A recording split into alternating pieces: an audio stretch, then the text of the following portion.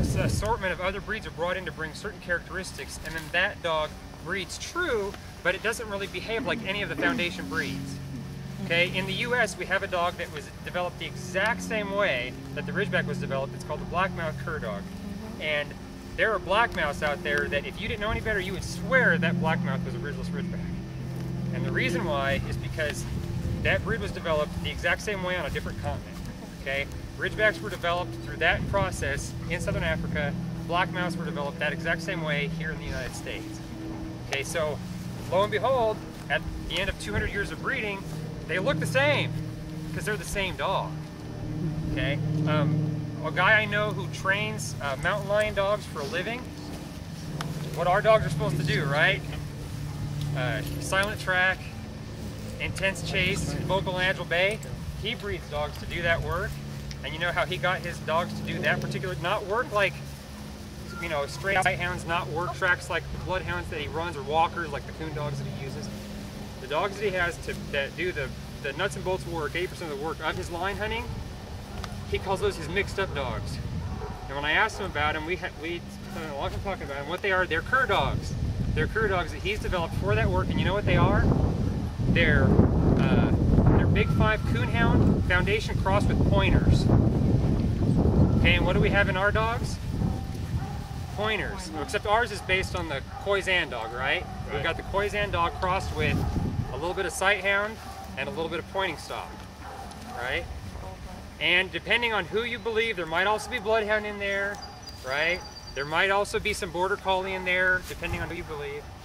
But the point is, regardless of whose theory you believe on the origin of the breed, at the end of the day, they are a CurDog. They act like a CurDog, they behave like a CurDog. That's what they are. But there's only a little bit of that Hottentot dog in there. Right. It's not. Well, the only thing as far as I know that the Khoisan dog contributed to our dogs obviously is the ridge phenotype. Obviously, it had to, because I don't think we have the Fuquak dog creating our ridges. Okay. The other thing, believe it or not, is that the ancient ridge stock, okay,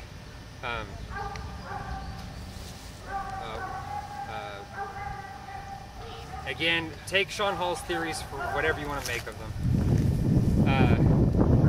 It's been proven that pariah type stock, even though they're not scent hounds, they have incredibly good scenting abilities.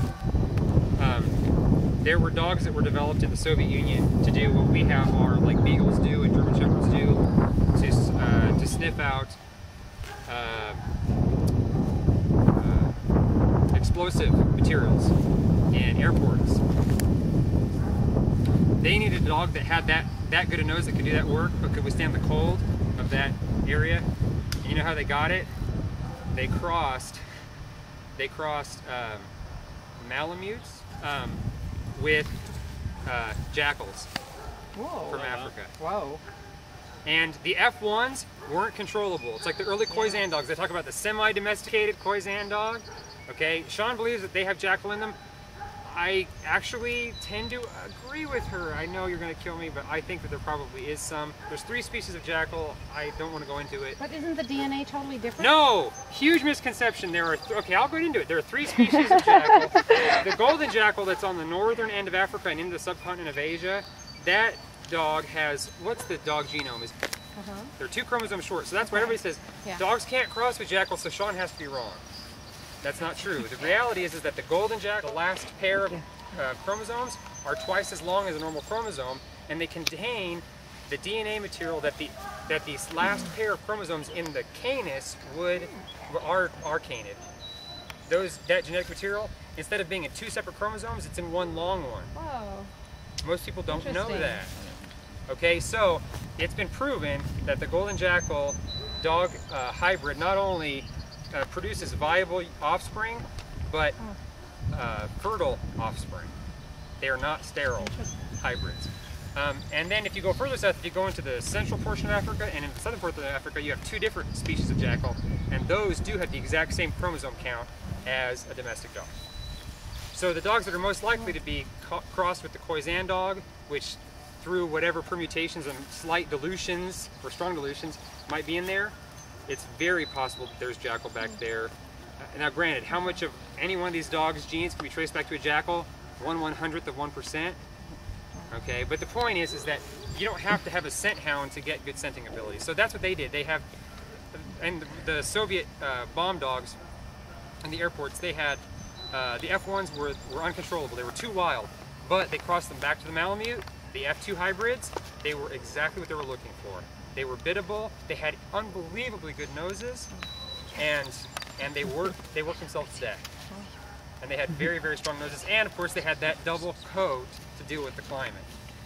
Okay, so imagine a double-coated scent hound, kind of hard to imagine. But they made it happen by creating a purpose-bred CurDog. And, and they found the same thing with that dog. Those dogs don't really start working worth a hoot until they're somewhere between a year of age and 2 years of age. Yeah. Goodness gracious. Okay. But anyway, needless to, I have studied this stuff, guys, at a level that I can't even begin to articulate. Except all his time. Well, apparently not quite all. Not all this time. It does take up a lot of my free time. But the thing of it is, I have a passion for this breed, and damn it, somebody has to do it. We owe it to our dogs. That's right.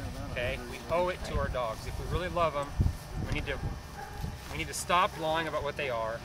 We need to be intellectually honest about what they are, and either decide to encourage it, breed for it, or walk away. And that's fine. If we're going to walk away from it, that's fine. But let's be honest about what we're doing. Okay, off my soapbox. Who's next? Goodness We've gracious. got an 8-year-old over there. Oh. Okay, which was the last track you said?